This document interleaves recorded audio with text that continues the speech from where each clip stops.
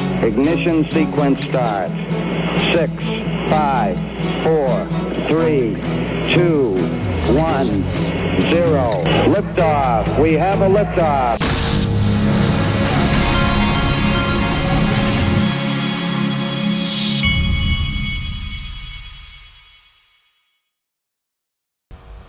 Hey everybody, this is the Digital Asset Investor, and I want to talk about RFK. I'm sitting here reading an email. I want to talk about RFK for a minute, Robert F. Kennedy Jr. The more I see of this guy, the more and what's going on, the more it feels like a movie, okay?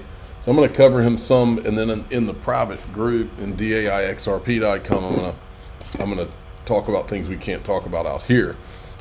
With regard to him, but we'll get into all that. But first, he's officially withdrawn from the presidential election. Do you think he will endorse Donald Trump today? That's what the rumor is that he's going to endorse Donald Trump. More on that in a little bit. This guy says a lot of things that I agree with. This was one of them. Look at this. Tony Fauci's problem is this. There's a little-known federal law that says you cannot give an emergency use authorization to a vaccine if there is any medication approved for any purpose that is shown effective against the target disease. So if Tony Fauci or anybody had admitted that hydroxychloroquine or ivermectin are effective against COVID, it would have been illegal for them to give the emergency use authorizations to the vaccines, and they could never have gotten them approved. And it would have been, a 200 billion enterprise that would have collapsed. So all that vaccine stuff, do you get it yet? Well, I get it. That's why I had ordered myself a medical emergency kit from the wellness company that contains ivermectin, because I'm not sitting around and waiting for the next, whatever these evil people do next, to find out whether or not I can get it. Because I remember during COVID where you couldn't get ivermectin.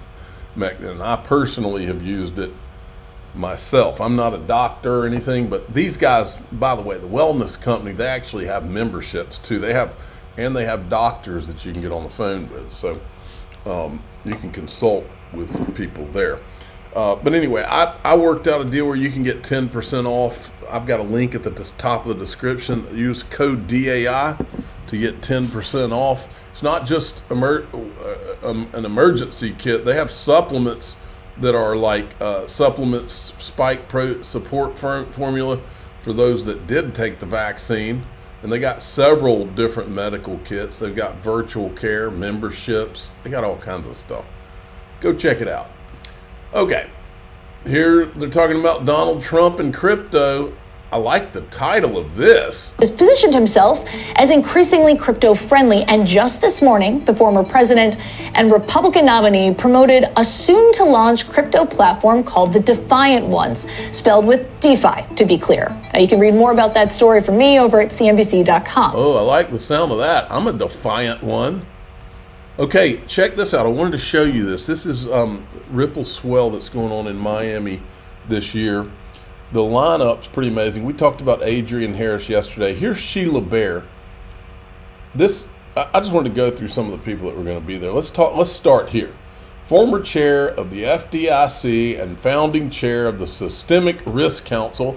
Well, when I hear systemic risk and I see somebody going to Ripple Swell to talk about systemic or that has that background, it reminds me of a couple of clips. Let's start with this one. The governor of a large central bank in Southeast Asia say to me, if customers were using XRapid, which is Ripple's XRP liquidity, it actually reduces systemic risk to a country, a small economy. Let me explain briefly what that means. Today, in order to, if you're a bank in fill-in-blank country, you pre-fund accounts around the world. If you're a small economy and you're pre-funding billions of whatever the local currency is into other accounts, you actually are losing control over those. And when there are currency runs, when there are challenges for local economies, that creates risk, increases the risk systemically. So if you didn't have to pre-fund, but this is an observation that I didn't make, this is an observation that a central banker made to me. that if all of the banks in this particular country used XRapid, the systemic risk would actually go down because they'd have more sovereign control over their own currency. And then, of course, there was this clip from Brianna Madigan, who used to be at Ripple. Attribute of a healthy liquid market is really resilience. And that is getting at the ability for a market to recover from a significant systemic event. Attribute of a healthy liquid market is really resilience. And that is getting at the ability for a market to recover from a significant systemic event. Yes. Okay. Let's go back to this speaker lineup and see who else is coming. This is Global Head of Blockchain at BBVA, Chief Security. This is the first time ever Coinbase has had anybody at this thing, I think. Here's a guy from the CME group. There's Monica Long. This guy's from Revolut. This is from Lead Bank, Bitwise, MoonPay. This is a surprising one right here. Kristen Smith, who never did anything to support the ETHgate when we were talking about it. And after that, and never did anything to really outwardly support Ripple either until they started winning and she realized they were coming for the whole industry. Then she did. Blockchain Association, very suspicious of them. Then we've got, let's see, anybody we recognize?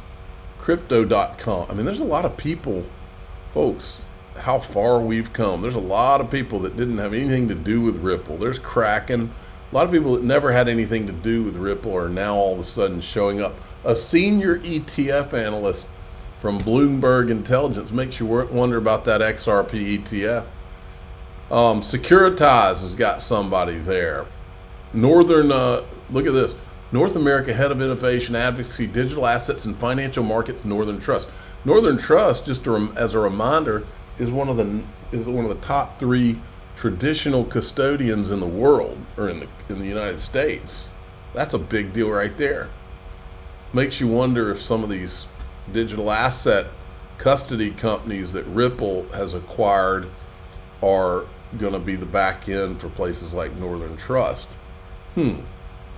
Then you got there's somebody from Gemini. I mean, there are so many companies in this list that have never shown up to be around Ripple at all, folks. And then some people from Ripple there. Very interesting lineup. Let's go to here. This is interesting from Anders L. Used to be Anders L. Important. Seems XRP chat forum is not available anymore. I will post, in my opinion, an invaluable post by Bob Way about market makers. Bob Way is a former employee at Ripple. If you want to know how ODL volume can increase the price of XRP, read this. The secret is the market makers, not the flow itself.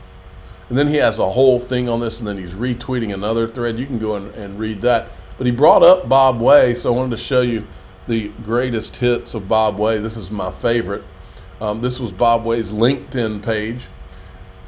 It's been deleted since, I think, but it said this. It used to say this. Several people left fancy jobs and joined Ripple because, I paraphrase, if we capture even a minor fraction of the international payments market, do you know the value XRP will need to have to support that? Do the math. Really, really big trade number divided by 100 billion XRP. Wow. And that is why I am here too. This, of course, you're not allowed to show this clip, but I'm the digital asset investor and I don't care about the crypto Gestapo or the XRP brown shirts, so I'll play it. I also think it's important to remember about escrow that there could be portions along the way here that are allocated for entities like banks who understand we're not going to be like a record company, put us on the till, we're going to get our blockchain together and all our this together and get their stuff in-house together, but it's waiting for them at a certain point as well. So is that a little too optimistic, or is that fair to say? So let me expand on that a little bit, but that's generally fair to say. And that's generally fair to say. Now, there's trouble for, what was her name? I've got her name on the next screen I was going to show you. Former FTX executive Ryan Salami's domestic partner was charged with campaign finance violations Thursday, a day after Salami asked a judge to vacate his conviction or block her indictment. Now her name's, what is her?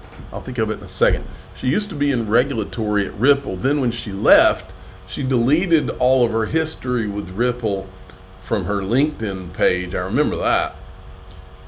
This is probably the most famous, it's Michelle Bond is her name. This is probably her most famous clip while she was at Ripple. For your time and all your wisdom. Before we leave, 2 more questions.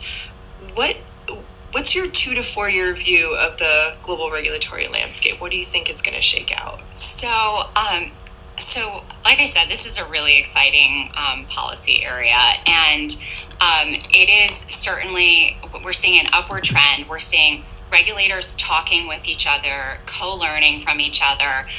They're adopting new frameworks, and really, I mean, they're doing a great job. I think there's a lot more work to be done, and I think Ripple is very excited to play a role in helping and to explain to the extent that we can be helpful about our products and our technology solutions and being in the fintech space, and we're helping with the blockchain narrative and explaining how that works to policymakers. So that's something that we're actively engaged in with 50 governments around the world, and I think that the regulators are hearing us, and I think that they've been extraordinarily receptive. I think from a U.S. standpoint. 50 governments around the world. That was a pretty big deal when she said that. Still is. Now we're going to go and we're going to talk about in DAIXRP.com the significance of RFK. This is huge, folks. If this guy rises up, supports Trump, all of a sudden we're looking at I believe it's going to be very clear. We're either looking at a world where we go off and all the bad guys, it's time to pay the fiddler, and all these bad guys get taken down, or we're stuck with the bad guys permanently in this country, and that'll be a scary world. I'm the digital asset investor. I'm not an investment advisor. This is for entertainment purposes only. Please subscribe, hit the like button, tell your friends and family, away we go.